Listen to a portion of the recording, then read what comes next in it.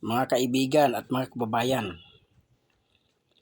panoorin natin ang pasabog ni Senador Rodante Marcolita patungkol sa kanila ni dating Justice Carpio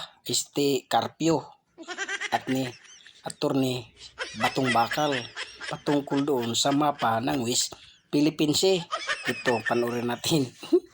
Oh, yan ang international waters na kung tawagin ay high seas. Makikita nyo merong pula na tinuturo yung Tito Island. Tito Island. Ang Tito Island is Pag-asa sa atin. Pag-asa Island. Okay. Occupied natin yan. Opo.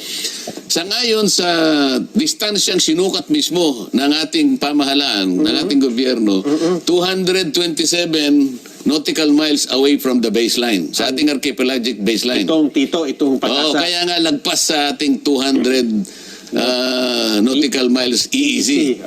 So, nasa labas po siya? Nasa labas. Pati yung parola na kung tawagin ay Northeast K, 240 naman yun. Nautical miles away from the baseline. Yung Kota, kung tawagin ay Lawita, 207 naman. Yung Panata, ito yung Lankiam K, 203. So makikita mo, Lagpas lahat. lagpas lahat, pero gusto kong malaman nyo, hindi po akong gumawa niyan. Ang gobyerno ang gumawa.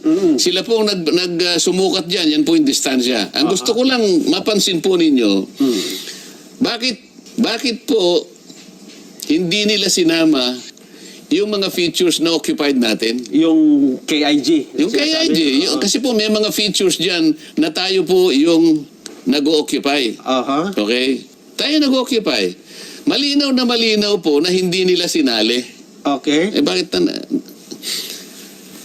ako po bang gumawa niyan? Hindi po.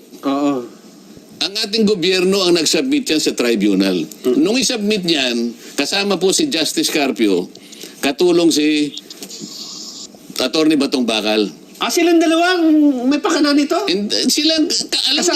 Kasama sila? Kasama sila sa team eh. Bakit hindi nila alam? Ngayon, bakit po ako ang sinisisi nila na traidor, samantalang sa mapa na yan, sila mismo ang hindi nagsama sa Kalayaan Island Group? Ayan po, malinaw yun.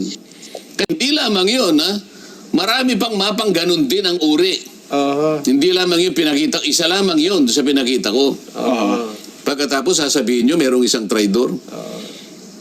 Tapos kayo ang sasabihin, hindi nagsasalitang hindi teritoryo ng Pilipinas ang KIG. Pagkatapos sa akin yung sasabihin, parang ipinamimigay nyo raw ang KIG. Pagkatapos hahamunin pa ako sa sinabi kong, whether or not the KIG is part, kayo nga ang nauna iniwalay nga ninyo eh. Pero ano pang original version? Alam mo, kaya hindi ko muna nilabas yan. Ayaw kong kahit papano, siyempre yung gobyerno nagkamali siguro, bakit ganun? Pero napilitan na rin ako eh. Paano? Sa akin ipinupukol ang pagkakamali na sila ang gumawa. Pagkatapos pagtatakpan nila yung kanilang pagkakamali. Huwag ka mag-alala, Justice Carpio. Meron ka pang isang araw tatalakayin namin kung paano mo ipinamigay ang halos 242,000 square nautical miles ng ating territorial sea. Ay, napakalaking bahagi ng Pilipinas to, Sen. Yan ay yung pinaka-ebidensya ng treason. Nako, si Carpa pala ang may kasalanan. Si Carpio.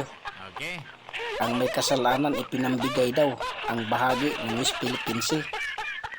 Ayon kay Senador Rodante Marcolita, mananagot ka sa taong bayan. Carpio,